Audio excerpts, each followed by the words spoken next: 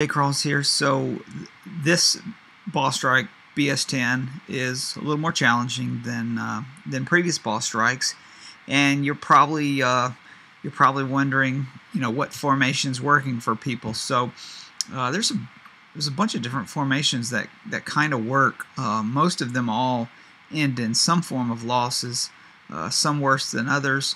But it really kind of depends on what you're going up against. So I guess I'm going to show you some of these formations that I used, and maybe you can try to match some units that you have with it. But then at the same time, you got to remember it also depends on which enemy formation you fight to determine what's best. So this is a very strategic boss strike, and you need to be smart about it, not just throw units down and then charge in, unless you just have tons of everything and don't care about losing stuff.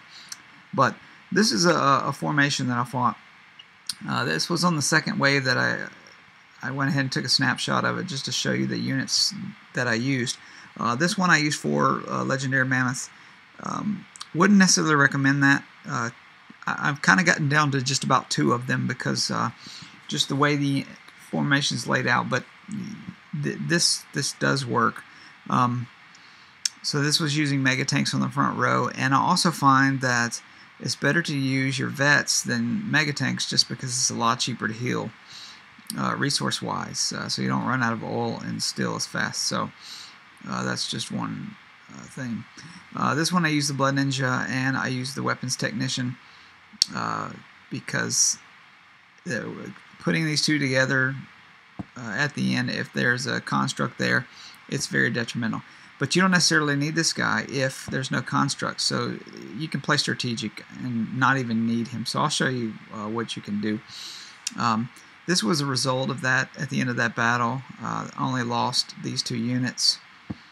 I tend to be taking a little more heavier losses now, just because they up the tier. The higher the tier, the more challenging it gets. So, but that formation worked pretty decently. Here was another formation. I just tried random units that I had. Wanted to use the Peacemongers on the front row because they have good piercing damage, and wanted to use just super tanks instead of mega tanks and see how it would fare using 3 aerial jetpacks on the back and tank crushers on the end. And after 6 rounds, this was the starting wave of that one. After the 5 waves, this is what was left. A lot did. So lost both the super tanks, one of the tank crushers, one of the legendary mammoths, almost another legendary mammoth, and aerial jetpack. So got all the way through, but took some serious heavy losses on that one. So I wouldn't recommend that formation, even though it does work. But you will take heavy losses. Again, it depends on what formation you're fighting against. This also was another thing I used. 2 boars on the back row because they're very good at taking out some of those units that are hiding behind walls, and also taking out those frags pretty quickly. My anti-air in this one obviously is my frags, my legendary mammoths with the log toss, and mainly these mech units.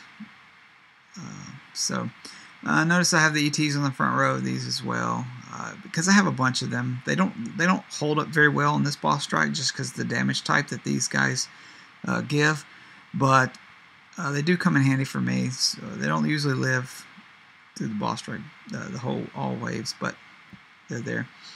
Here's another formation that I used, tried. I do not recommend putting the mech on the front row, but I do recommend, if you're fighting the last 2 waves, the last 2 formations that are on the being outpost, I'll show you in just a second, the ones with a lot of walls, use the Demolisher unit guy, because he'll destroy those walls, and you also gain boss points. I'm pretty sure you gain more boss points when you kill those walls too, because I was on one of the last formations, and I got almost 8,000 boss points. It was like 7,900 or something, because I killed all the walls every time. I'm talking about the electric fences, not just concrete walls. So this guy's good at one-shotting those, because that's one thing about those electric fences. If you go take your mammoth and stun everything, well, then those fences are going to shoot, and they're going to destroy and stun things that are on the front row. Take out your mammoths, your frags. So those guys are deadly. So I like to get rid of those almost as quick as possible. So that's another formation that I used. Let me show you what you need to look at. You need to go to be an outpost. You can also see it on Wiki, and but you look at what formation you're fighting. Here, I see I got the 2 concrete blocks and then the electric fence here, garbage truck, and the frag on that side. So the thing about this is there's actually 2 different copycat. I found this out if you watched the first video. People laughing at me, but these 2 are very similar, and the differences are later on, as you can see here. What you want to do is, if you're not interested in fighting at the end, if you're not interested in fighting against the construct, then you don't want this wave. You want to pick this wave, and the way you do that is you set it up, and then you look at the second wave. And if you get to the second wave and it's this one, then you're okay. If it's not, that means you're going to fight the construct at the end, and you want to plan accordingly. I don't find the construct difficult if you have the weapons tech or the radio tech that lives. Then it's not complicated at all. So what I would do with this one is, if I'm being lazy and I just want to, don't want to quit after the first row, I'll just put this guy in here and kind of put him in the back. The mech units, 1 or 2 is okay in battle. It just depends on what other units you have. If you don't have a lot of tank crushers or other strong units, you might want to leave him out. My blood ninja, little sad guy's in the hospital right now, so he won't be joining me in this fight. You can also use this guy if you want to take out the walls pretty easily. So you got different options that you can use.